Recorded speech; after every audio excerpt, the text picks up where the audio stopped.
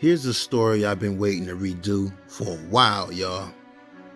I really want to get a little deeper this time on the Frankie Lymon story, right? Because y'all know, when it comes to Frankie Lymon, out of all the black famous musicians that we have ever heard and seen, he set the trend. He was the first black megastar. You hear me? The first. He's the one that everybody wanted to be like. He started it all. When Frankie Lymon and the teenagers hit the scene, teen singing groups started popping up everywhere. Frankie Lymon, come on, man. They call him, his nickname was the Golden Throat.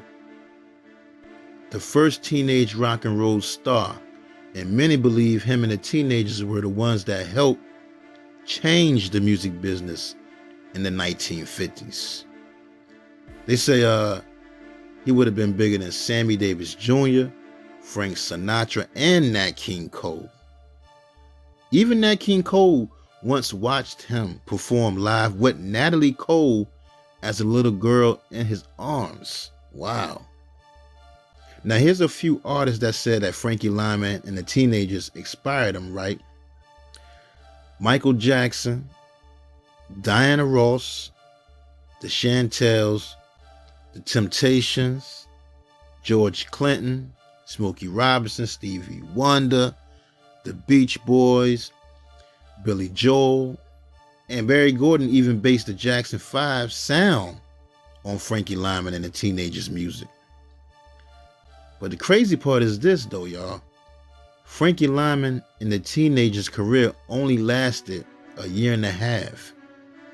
About 18 months before everything came crashing down. And Frankie's death is still a mystery to this day. So let's get into the story, right?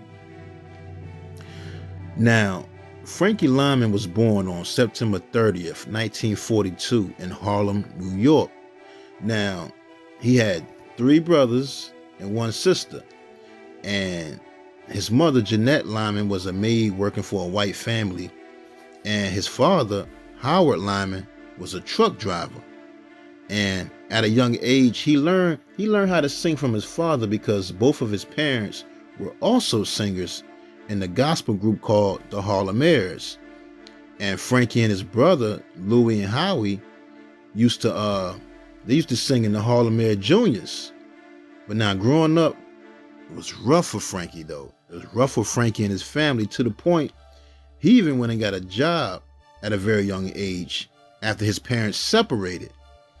Around the age of 10 years old, Frankie started working at the grocery store on the corner. He was working the cash register and delivering packages to customers just to help put food on the table and help pay the rent. But Frankie also said he was doing grown man stuff at the age of 10 years old because while the other kids his age was playing stickball and marbles, Frankie said he was smoking weed and hustling prostitutes for white men who came to his Harlem neighborhood searching for black women to have sex with. Wow. Look, he said he knew all the prostitutes in the neighborhood and he would get a cut of the money for hooking it up. And he also said that the prostitutes would do sexual things to him. He had to grow up fast in that time, y'all. But you see, Frankie's dream though was to make it big in showbiz. And everybody knew that he could sing. Plus, in the neighborhood, a bunch of kid groups was popping up singing on the street corners at that time. And one group of teen singers from the neighborhood that he went to school with were called the Coupe de Villes, which consisted of Jimmy Merchant, Sherman Garnes, who were both African American, and Joe Negroni and Herman Santiago, who were Puerto Rican. And they would practice singing the same song every day so much that one of the neighbors ended up giving him a bunch of love letters and poetry and poems from an old girlfriend of his. And he wanted them to try to make their own songs because he was tired of them singing the same song over and over in the hallways buildings.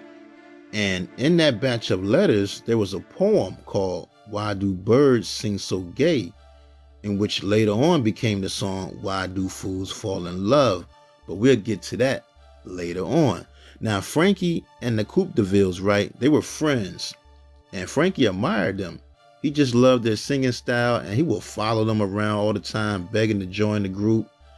And at that time, they ended up changing their names to the Ermines.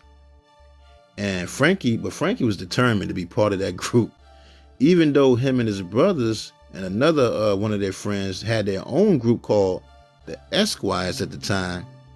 But Frankie wanted to be with the Ermines now. He used to nag them so much that they ended up just letting them in the group after seeing Frankie perform in the school talent show. Because Frankie was multi-talented with instruments and everything. And look, even they admitted that even though Frankie was young, he acted like a grown man out there in the streets. He was very mature for his age. Everybody in the neighborhood knew him. Now that Frankie was in the group now, right? They would practice and harmonize every night on the street corner until the neighbors would call the cops. And they also ended up changing their name again, this time to the Premiers. They called themselves the Premiers. And one day they found out that a guy named Richard Barrett, who was the lead singer of the famous singing group at the time called the Valentines, had moved to the neighborhood. He actually moved in an apartment right above the grocery store that Frankie worked at. And he ended up hearing them singing and harmonize one night, in which was the plan anyway. They were just trying to get his attention. But Richard Barrett, he heard them and he loved their sound, and he thought they was talented, and he saw something in them. So he took them to his record label called G Records. He was the A&R for G Records. And he wanted to see if his boss named George Goldner would be interested in a black and a Latino singing group. Now, at first, right, George Goldner wasn't really interested because they was kids. And he said it would be a headache with all the legal paperwork and talking to the parents. You know, they was all underage. But Richard Barrett convinced him to give him a chance. So when they went to audition, Frankie just stood out because when he had joined the group, Frankie was just doing background singing for the group. Herman Santiago was the lead singer at the time, but sometimes him and Frankie would do a duet lead, and other times Joe Negroni would front the group. But see, at the audition, right, they sung for George Goldner, and Frankie was in the background, and George Goldner asked, like, what can a little guy Frankie do? And when he heard Frankie, he loved it. He just saw him as a star in the making. It was Frankie's voice, his baby-faced look, his confidence. He had a lot of energy. He just impressed him. And that's when George Goldner said he would sign them to his label, but Frankie would have to be the lead vocalist singer, and they need to work on some original material. So about some weeks later, they came with some original material, but when they did the song Why Do Birds Sing So Gay from the poetry letters they had got from that neighbor, right, they had made it was a slow tempo song at first when they created it, and they used to rehearse it on the street corner. But Richard Barrett told them they needed a fast tempo song. So when they went to the studio to record it, Frankie changed it up and arranged it and rewrote it with the style how he wanted to do it, changing it to Why Do Fools Fall in Love. And after 26 takes of getting the song right, George Goldner was satisfied the way it sounded. George Goldner also changed their names from the Premiers to the Teenagers. And look, for the publishing to the song, right, he asked them who wrote the song, telling them that everybody's name would be on it when they send it to the Library of Congress, but to be displayed on the record, only 2 people could be on the songwriting publishing. And they told him that Herman Santiago and Frankie wrote it. But later on, George Goldner only put his name and Frankie as the songwriters, but we'll get to that later. That's the shady business of this business, right? And on January 10th, 1956, their first single, Why Do Fools Fall in Love, was released, hitting #1 on the R&B chart, #6 on the Billboard's Pop Singles chart, and #1 on the UK Singles chart, making it the first R&B rock and roll song to do so. Wow. It was the first American song to go #1 in the UK. That's big, y'all. It was also ranked number 314 on the Rolling Stone magazine's list of the 500 greatest songs of all time. I mean, the song took the world by storm. And look, the crazy part is they didn't even know that the record label had released the song until they heard a white girl in their school singing it. And they asked the white girl, where did she hear the song? And she told them it's all over the radio. She heard it last night. And she also said the song was by 5 white girls because she thought Frankie sounded like a girl. Wow. That's crazy.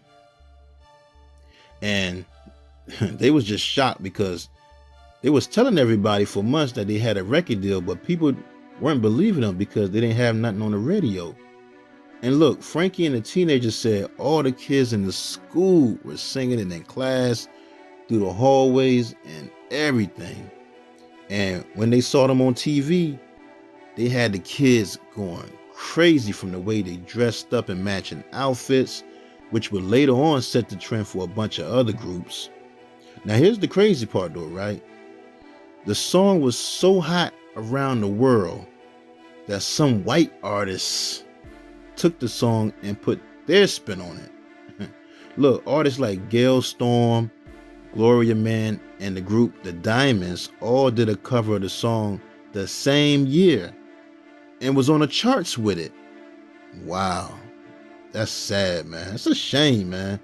But you know, they was doing that to all the black artists back in the day though, because they didn't want the black people to have all that money for themselves. That's crazy. And they say the Diamonds though were known for singing and redoing black music and introducing R&B music to the wider pop music audience. I'm gonna tell you like this though, can't none of them, all those remakes and covers, can't none of them touch Frankie Lymon's and the Teenagers' original version. That's a fact. Now, after the song exploded, right, and they were everywhere. They was everywhere from TV, radio. Everybody wanted to see them in their city to do a show and everything. That's when they went on a worldwide tour. They was on tour with the Flamingos. Little Richard was there, Chuck Berry, the Platters, the Clovers, and some other acts. Now, speaking of the legendary group, the Platters, that's when Frankie met Zola Taylor, who was part of the group, and Frankie was like 14 years old and she was like 19 years old, and they started messing around. It was in a relationship. Wow. Frankie was a wild young boy, but we'll get to that relationship a little bit later down the line.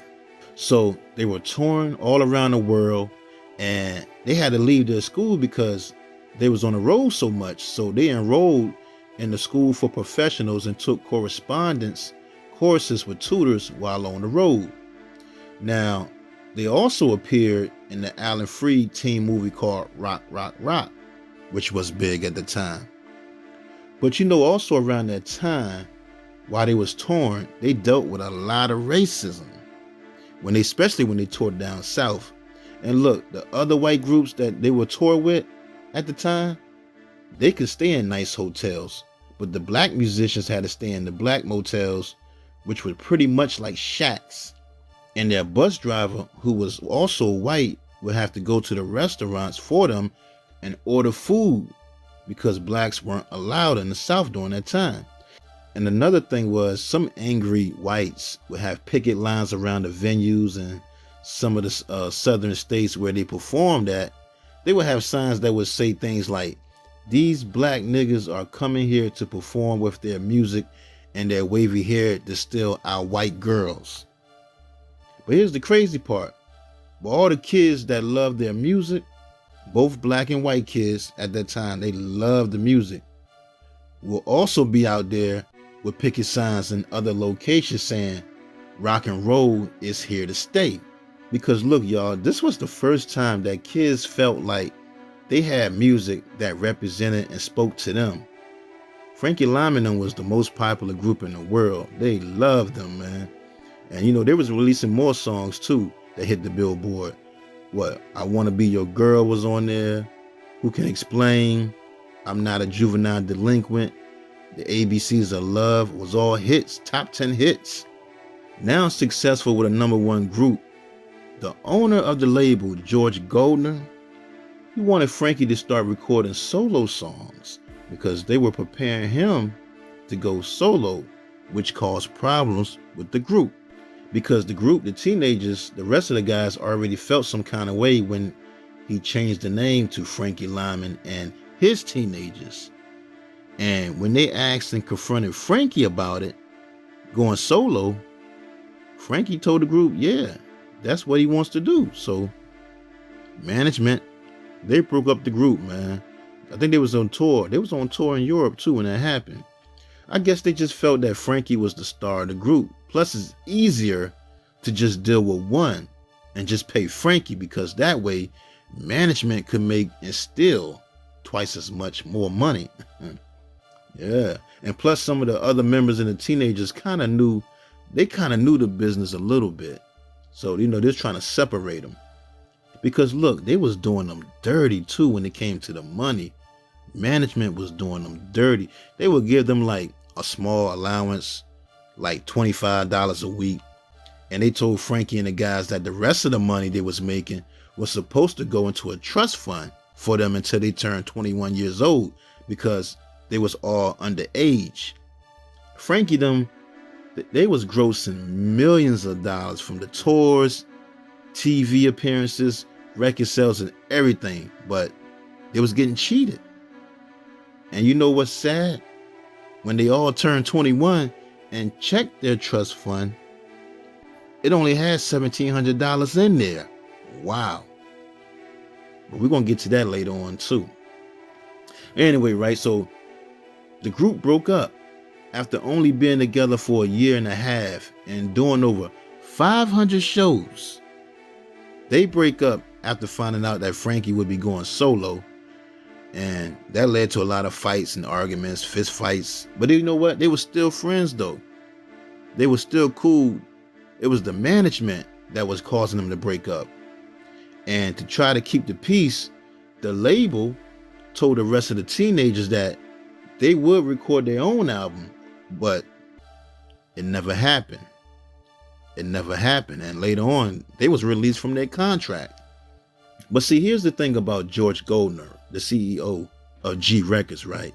Now, he was also a bad gambler and got into some trouble paying off his debts. And, you know, he was dealing with one of the most notorious gangsters, mafia-connected people in the music business at the time, whose name was Morris Levy, aka the Godfather of music business. That's what they call him. And some call him the Octopus because he had his hands in everything. Everybody was scared of him in the music business. Somehow, Morris Levy had over 90 companies. He had record labels, distribution plants, mom and pop stores, and everything. And he had police on his payroll, so y'all know during that time the mob was involved in everything that had anything to do with making money. And look, if y'all watched the HBO show The Sopranos, the old guy that had that record company, that was based on Morris Levy.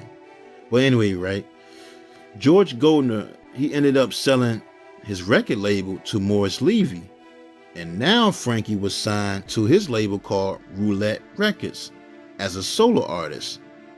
After they talked to Frankie's mom and convinced her, they had to convince her to let him go solo because he was only 14 years old at the time. They had to get permission. So they broke the group up So now Frankie's with Roulette Records, right?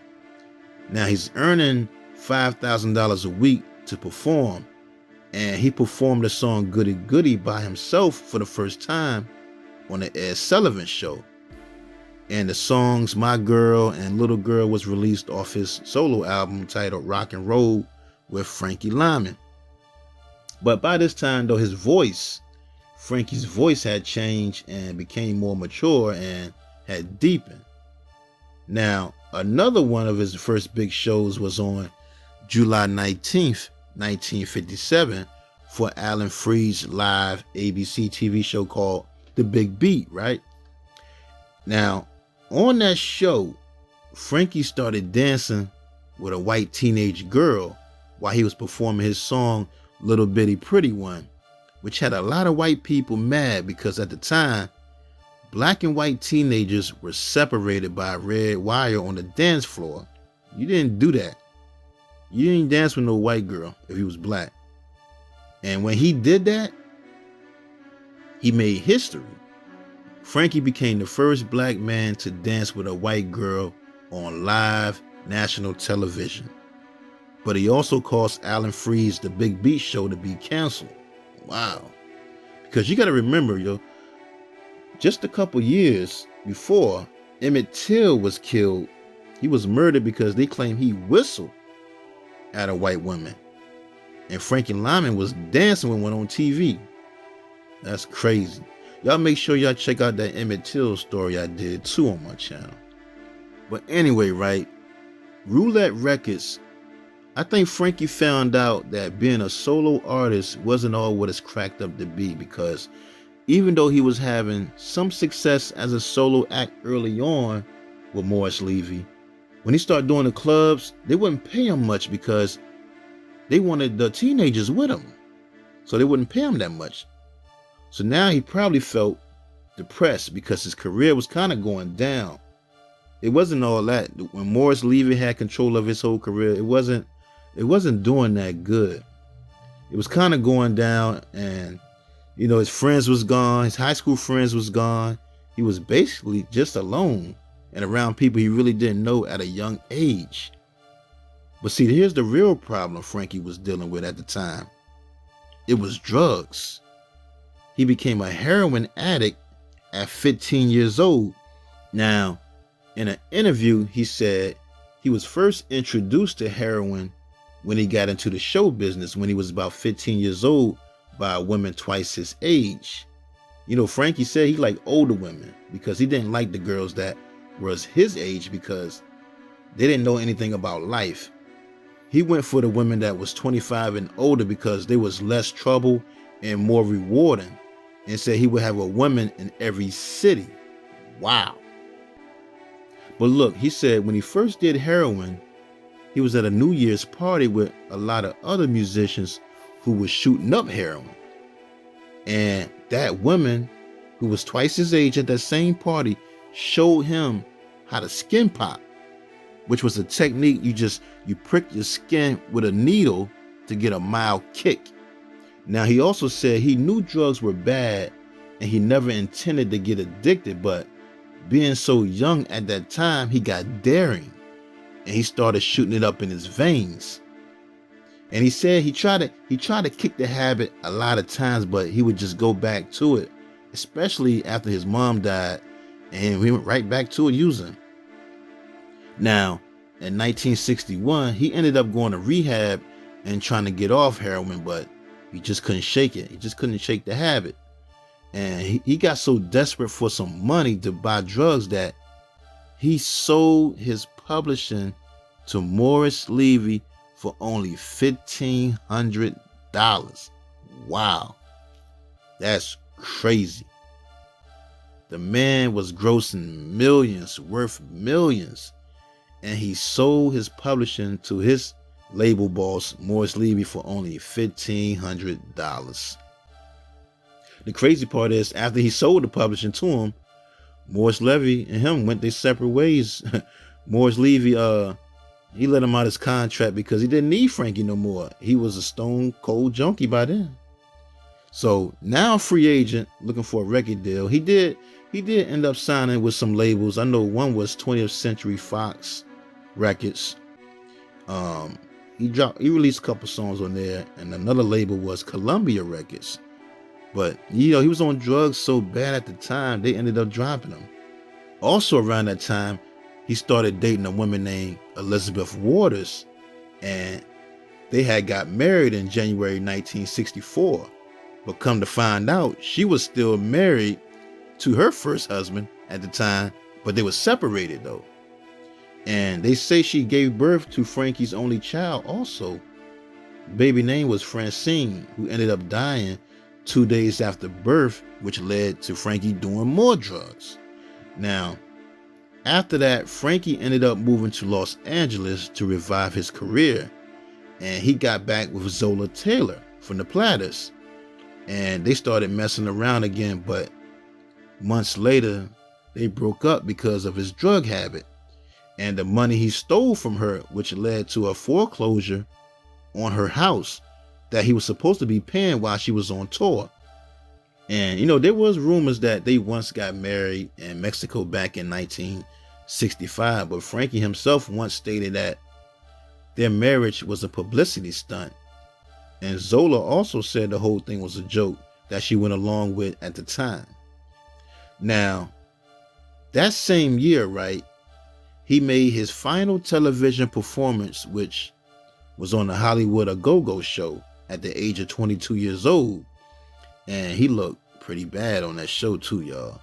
He had a lip sync because his voice was gone from all the drugs. He was missing a tooth. He looked twice his age and everything. Now, in 1966, things got worse for Frankie. He was arrested at least 3 times in New York for grand larceny and heroin possession. He was arrested and charged with burglary after stealing a set of drums from a recording studio and pawning it to buy drugs. And instead of going to jail, the judge let him go to rehab though. The judge let him go to rehab, and he had to join the military. Now in the military and stationed in Georgia, he ended up marrying a woman named Amira Eagle, who was a school teacher, and Frankie was clean. He stayed clean for about 2 years.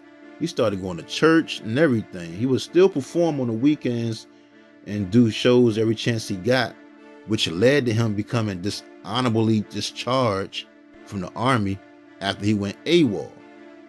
Now kicked out of the military, he wanted to still sing, and he ended up signing with a guy named Sam Bray to his label called Big Apple Records. And he put out a single called I'm Sorry and Seabreeze, right? Plus Frankie, Sam Bray, and Morris Levy had gotten together and worked out some sort of deal and were planning to release some of his earlier unreleased material along with some new songs. That's crazy. So Sam Bray and Morris Levy, they was talking and got together. Anyway, look, Frankie, he started doing more shows, and he was in the process to record a new album to let the world know he was back. He wanted to be the comeback king. But on February 27th, 1968, Frankie Lymon was found dead of a heroin overdose on the floor of his grandmother's bathroom with a syringe needle by his side. Now, the story goes, they say Frankie had got a call from his manager, Sam Bray, to come back to New York to do a show. And Frankie really didn't want to go back to New York because he was clean and off drugs, but somehow Sam Bray convinced him to come back. So they say when he got to New York, he wanted to celebrate on this new chapter in his life after getting a new record deal and everything. And the next day, he was supposed to go to the studio and record some new songs for his upcoming album. And that night, he accidentally overdosed on heroin, and the report said from the police they found him with a needle by his arm. Wow. That's crazy, man. So now let's get to the rumors about his death, because Some people believe it was foul play. Now, here we go, right? Now, after his death, a lot of rumors were going around saying Frankie was killed by some drug dealers that he owed money to, and that's why he left New York and didn't want to go back. They say these drug dealers collecting blood, because if you owe them money, a lot of money, they're going to collect it in blood. Because when he died, right, people in the neighborhood said drug dealers would promote their drugs by saying, "My bag killed Frankie Lymon." Wow, that's crazy. And look, even Frankie's wife, Amira, right, Amira Eagle, said multiple times that he did not want to go back to New York when his manager called him for some reason. Now, another rumor is that some people close to Frankie believe he was murdered by his manager Sam Bray and Morris Levy, because both of them were in control of his music catalog. And you know, you make more money off an artist when they're dead. Now, Morris Levy, he owned all of Frankie's old music, and Sam Bray owned all of his new stuff. And like I said earlier, they got back together. And the only reason Frankie went back to New York is because Sam Bray promised him a lot of money, a new record deal, and a chance to record new songs. Because look, Frankie's wife, Amira, said Frankie called her and told her that she can now quit her job because he can afford to take care of her, because he was supposed to go to Europe. But she told him she's not quitting her job until he showed her the money. And many believe that Frankie's manager, Sam Bray, he was sent to Frankie by Morris Levy. Wow. There were also rumors that Frankie and the members of the Teenagers was going to get back together, and they was getting ready to sue Morris Levy for unpaid royalties and all their unreleased songs. Because by this time, Frankie now had knowledge of the music business. He kind of knew the game a little bit. And you know what? Later on, they did try to sue Morris Levy, because in 1981, Diana Ross did a cover of the song "Why Do Fools Fall in Love," and it became a top 10 hit again. And that opened up everybody's eyes and had them wondering who's collecting the money. So out of the 5 teenagers, right, only 2 were living at the time. Frankie was dead from an overdose. Sherman Garnes had died from a heart attack in 1978. And Joe Negroni died from a cerebral hemorrhage on September 5th, 1978. So the only members left were Jimmy Merchant and Herman Santiago from the Teenagers. And when they heard Diana Ross's cover of "Why Do Fools Fall in Love," they decided to sue Morris Levy, who owned the rights to the song, for royalties, which was in the millions. I remember I told y'all Frankie gave up his publishing rights to Morris Levy back in the a while back for only $1,500, but Frankie's names was still on the songwriter credits though. Now, at first, right, Jimmy Merchant and Herman Santiago, they went and had a meeting with Morris Levy to talk about getting the royalties, but according to Jimmy Merchant, Morris had threatened them because he had mob ties and he intimidated them. But they still went ahead and put out a lawsuit on him anyway, and they even went and got Frankie's wife, Amira Eagle, to testify, because since Frankie was dead, she now represented his estate and his right as royalties. So this is what Morris Levy does when he put the lawsuit on him, right? He goes and finds Zola Taylor from the Platters and his ex-wife Elizabeth Waters, Frankie's ex-wife Elizabeth Waters, and he offers them $20,000 if they can prove in court that they were Frankie Lymon's widow. Wow. So look, Morris was not trying to give up 50% of the publishing to Frankie's wife, Amira, and the Teenagers. So look, the next thing you know, the whole case just became about Frankie Lymon and his 3 wives. And people just forgot all about Jimmy Merchant and Herman Santiago, who was the ones who started the whole lawsuit from the beginning. And just like the movie, Amira Eagle won the case and was awarded 50% of the publishing rights from Morris Levy. And for the former teenagers members, Jimmy Merchant and Herman Santiago, even though their name was on the writing credits down at the Library of Congress in Washington, D.C., way back in 1957, what happened was the statute of limitation had ran out and all the rights went to Amira Eagle and Morris Levy. Wow, so they got nothing. That's crazy. But years later, Karma came back and got Morris Levy because him and two of his partners were convicted of 2 counts each of conspiring to commit extortion. And he was sentenced to 10 years in prison, but he died from cancer before he did his time. Now, in 1993, Frankie Lymon and the Teenagers were inducted into the Rock and Roll Hall of Fame, and Boyz II Men did the presentation. They were also inducted into the Vocal Group Hall of Fame later in 2000. On February 1st, 1994, Frankie Lymon was honored with a star on the Hollywood Walk of Fame. In 1998, the movie came out, Why Do Fools Fall in Love, was released, and it made over $12 million in the box office. Great movie, man. Lorenz Tate, he played Frankie Lymon. Halle Berry played Zola Taylor. From the Platters, Vivica Fox played his first wife, Elizabeth Waters.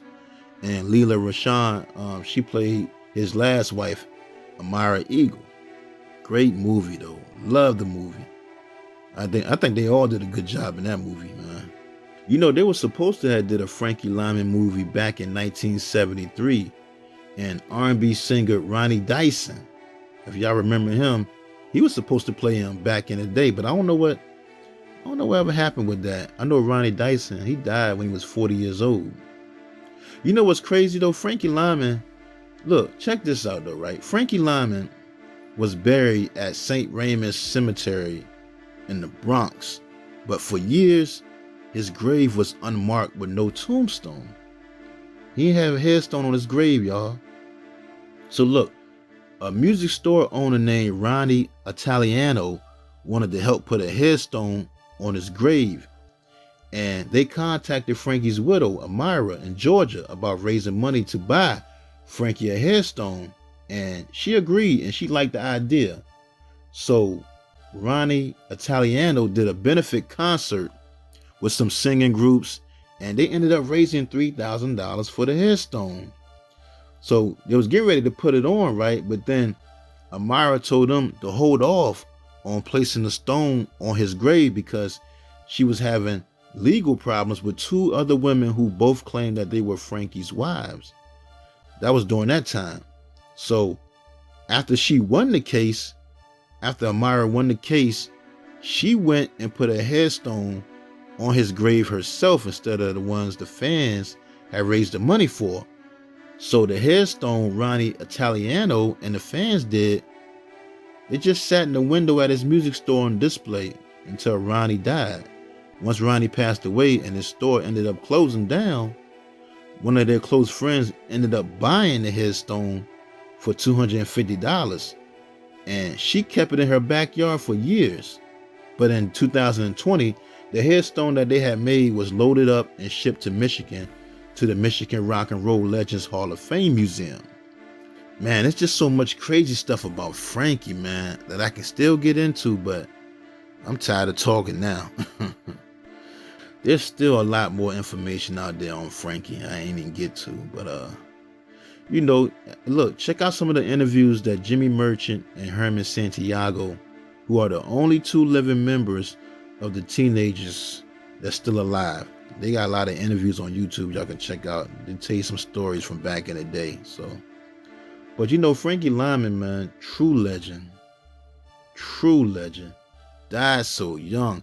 If he could have just stayed off them drugs, who knows what he could have been? Or what if he just would have stayed in Georgia with his wife and never came back to New York? He could have still been alive. You never know, because he was clean at the time. He was 25 years old. Rest in peace to the pioneer, Frankie Lymon.